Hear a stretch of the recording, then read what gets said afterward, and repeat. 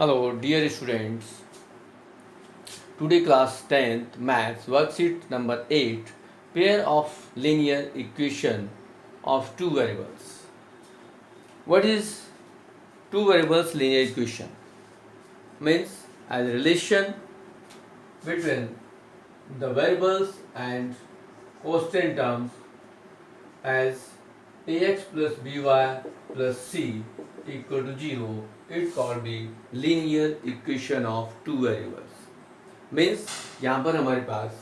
x और y दो variables हैं और ए बी सी हमारे पास कोस्टेंट हैं, तो इस टाइप से हमारे पास जो रिलेशन आता है वो linear equation of two variables कहलाता है। कंडीशन यहाँ पर ये है कि ए और बी जो कोस्टेंट हैं वो जीरो नहीं होने चाहिए और एक्स वाई के साथ साथ हम वेरिएबल्स जो लेते हैं वो ऐसे नंबर्स को लेंगे जिसको हम कह सकते हैं कि वो चेंजेबल नंबर हैं, चेंज हो सकते हैं, चाहे वो X Y Z L M N P Q ले लें। But A B C D यदि हम कंसिडर करते हैं तो उनको कांस्टेंट कर लेते हैं और एक्स वाई जेड को वेरिएबल कंसिडर कर लेते हैं। अब यहाँ पर एक एग्जांपल दिया गया है आपकी वर्कशीट में कि आपके पास क्लास में 10 स्टूडेंट्स हैं। The 10th students of the class 10th participate in a mathematical quiz if the number of girls is 4 more than the number of boys then represent the situation in graphically। तो graph में कैसे इनको situation को draw करना है यहाँ इन्होंने बता दिया गया है। बट उसके बेस पर जो फर्स्ट क्वेश्चन है उसने पूछा है कि in above example write the value of x and y for the unique solution in the graph show. जो आपकी शीट में ग्राफ शो हो रहा है उसको देख करके आपको बताना है कि x की वैल्यू क्या है और y की वैल्यू क्या है। तो जहाँ पर ये दोनों लाइन एक दूसरे को इंटरसेक्ट करती हैं उसको कहते हैं यूनिक सॉल्यूशन। यूनिक सॉल्यूशन मतलब इंटरसेक्टिंग पॉइंट, और जब लाइन एक दूसरे को इंटरसेक्ट करती हैं तो उनका एक यूनिक कोऑर्डिनेट होता है जिसमें x की वैल्यू अकॉर्डिंग टू फिगर 7 है और y इक्वल टू 3। तो coordinate of intersect point is 7 3। तो यहाँ पर आपके क्वेश्चन का आंसर हो जाएगा 7,3। फिर second the graph of the equation y minus X equal to 2 represent graphically a straight line. ये एक सीधी लाइन आती है, जो भी लीनियर इक्वेशन हम ड्रॉ करते हैं वो ऑलवेज एक स्ट्रेट लाइन आती है। नेक्स्ट जो क्वेश्चन नंबर 3 है उसमें आपको ग्राफ बनाना है। The cost of the 2 kg of the apples and 1 kg of grapes on the day was found to rupees 240. After a month, the cost of 4 kg of the apples and 2 kg of the grapes is 500. Represent it the situation graphically. तो यहाँ आप इसको graph से represent करेंगे। तो सबसे पहले हम क्या करेंगे, क्वेश्चंस की इन्फॉर्मेशन को नोट करेंगे। क्वेश्चन में इन्फॉर्मेशन क्या गिवन है, तो सबसे पहले हमें गिवन है मार्केट में जो एप्पल्स की कॉस्ट और ग्रेप्स की कॉस्ट और वो भी क्वांटिटी के अनुसार 240 रुपीज़ होती है। तो सबसे पहले जो हमें फाइंड करना है, जो लेट करना है, हमें वो लेना होगा कि the cost of the 1 kg apple be X rupees. Let इसको हमें लीनियर इक्वेशन हमें ज़रूरत नहीं है, देन यहाँ हम कर सकते हैं let the cost of 1 kg apples rupees x and same the cost of 1 kg what is this, आपके पास है grapes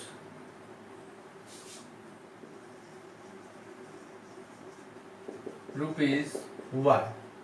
यहाँ पर हम एप्पल्स की कॉस्ट को x और ग्रेप्स की कॉस्ट को y कंसिडर कर लिया पर केजी। तो according to first situation is 2x plus y equal to 240 and denoted by first equation, and according to second is 4x plus 2y equal to 500 as represented by second equation. आपके पास ये first and दो equations आ गई, first and second equation आ गई। अब इनको आपको ग्राफिकली रिप्रेजेंट करना है, तो कैसे करेंगे, सबसे पहले हम फर्स्ट इक्वेशन के लिए करेंगे देन 4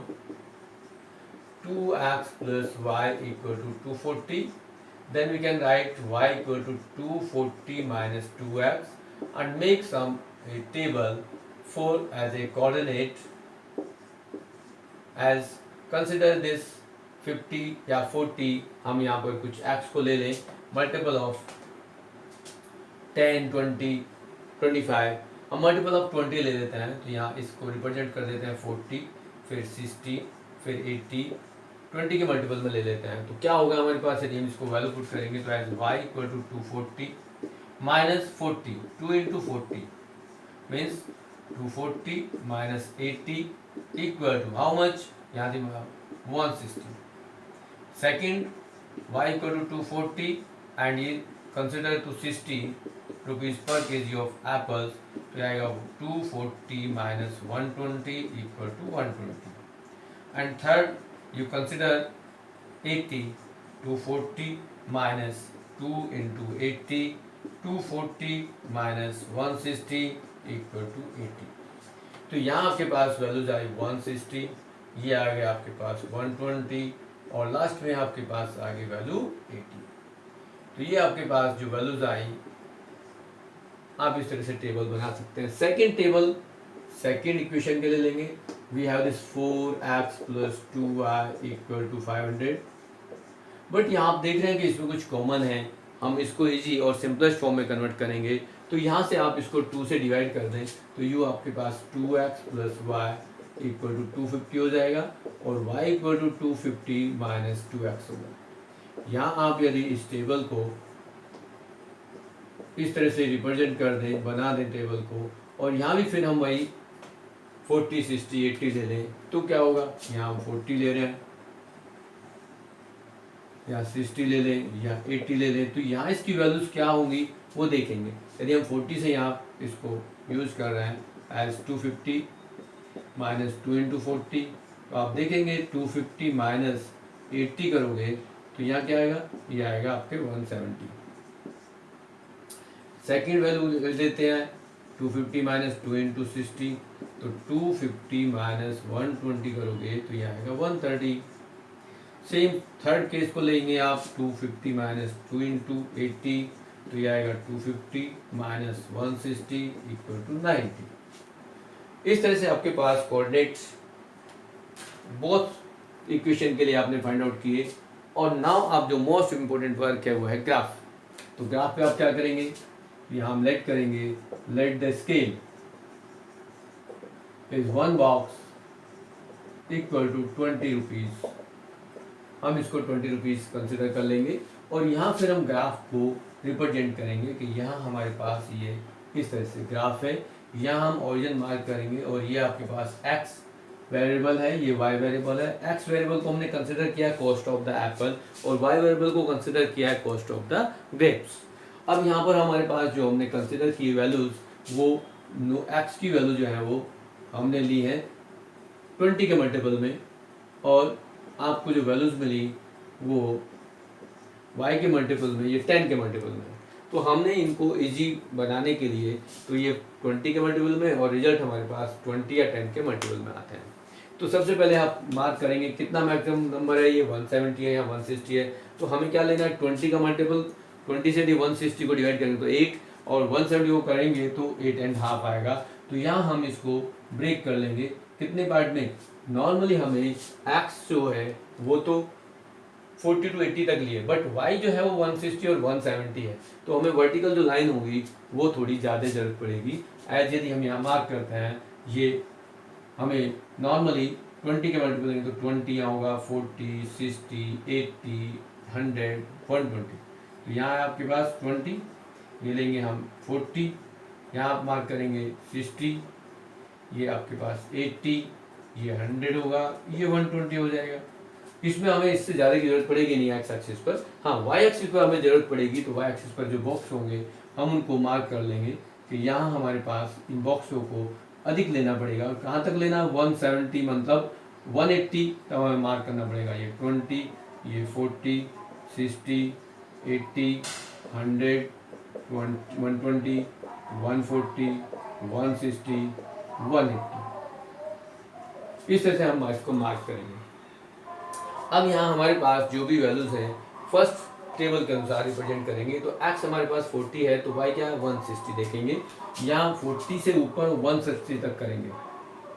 तो ये देखेंगे कि ये आपके पास ग्राफ पर किस तरह से रिप्रेजेंट होगा। ये आपका जो कोऑर्डिनेट है मैं इसको लिख दूँ तो ये आएगा 40 एंड 160। दूसरा कोऑर्डिनेट हमने लिया वैल्यू 60 पर, तो 60 पर कितनी वैल्यू 120, तो 60 पर 120 तक हम इसको लेंगे और 120 हमारे पास ये आ जाता है। और इसके कोऑर्डिनेट हमारे पास आ गए 60 to 120 और थर्ड है 80, तो 80 पर 80 आ रहा है यहाँ पर, तो 80 पर हमारे पास जो कोऑर्डिनेट है वो 80 पर आ गया।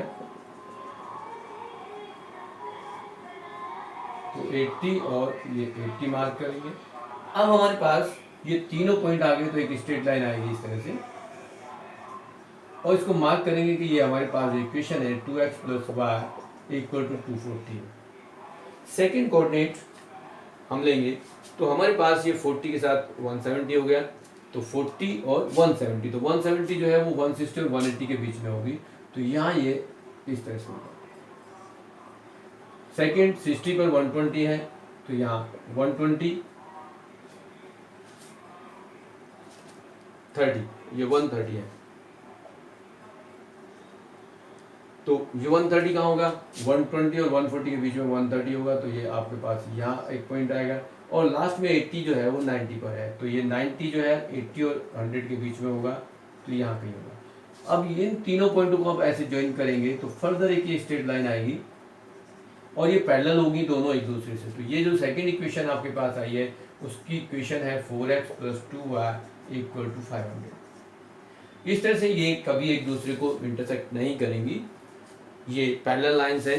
तो यू से के two linear equation have no solution. इस कंडीशन को हम कहते हैं जो लाइंस एक दूसरे को इंटरसेक्ट नहीं करती, तो you say the equation have no solution. ये और ये हम इनकंसिस्टेंट कंडीशन को रिप्रेजेंट करते हैं। इस तरह से आपके पास जो सॉल्यूशन है वो आ गया है और इसको आप अपनी वर्कशीट को कंप्लीट कर सकते हैं। और ये क्वेश्चन की इंपॉर्टेंट इतनी है कि आपके पास 4 मार्क्स में ये क्वेश्चन एग्जाम में आता है, इसलिए इस टाइप का क्वेश्चन आपको करना आना चाहिए। ग्राफिकली मोस्ट इंपॉर्टेंट क्वेश्चन है ग्राफ के लिए, आप लोगों के लिए कि ग्राफ का क्वेश्चन एग्जाम में ज़रूर आता है।